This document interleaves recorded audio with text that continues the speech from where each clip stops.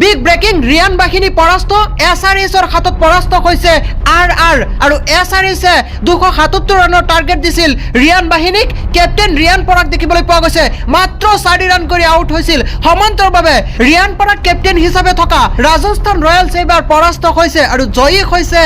SRH আজি আছিল IPLৰ দ্বিতীয়খন মেচ আৰু দ্বিতীয়খন মেচত দেখিবলৈ পোৱা গৈছে যে SRH জয়ী হৈছে SRH জয়ী হৈছে আপুনি কমেন্ট বক্সত শুভেচ্ছা জনক SRHক আৰু এইবাৰ ৰিয়ান পৰাগ যি দলৰ কেপ্টেইন আছিল সেই দল ইতিমধ্যে পৰাস্ত হৈছে ৰাজস্থান ৰয়েলছ আৰু ৰিয়ান পৰাগ কেপ্টেইন থকা ৰাজস্থান ৰয়েলছক সানৰাইজাৰ্ছ হায়দৰাবাদে দিছিল 277 ৰানৰ টাৰ্গেট 276 ৰান কৰিছিল সানৰাইজাৰ্ছ হায়দৰাবাদ আৰু 277 ৰানৰ টাৰ্গেট দিছিল সমান্তৰভাৱে 277 ৰান কৰিব নোৱাৰি এইবাৰ পৰাস্ত হৈছে RR অৰ্থাৎ ৰাজস্থান ৰয়েলছ পৰাস্ত হৈছে আৰু কেপ্টেইন ৰিয়ান পৰাগে মাত্ৰ 4 ৰান কৰিছিল মাত্ৰ 4 ৰান কৰি ৰিয়ান পৰাগ আউট হৈছিল।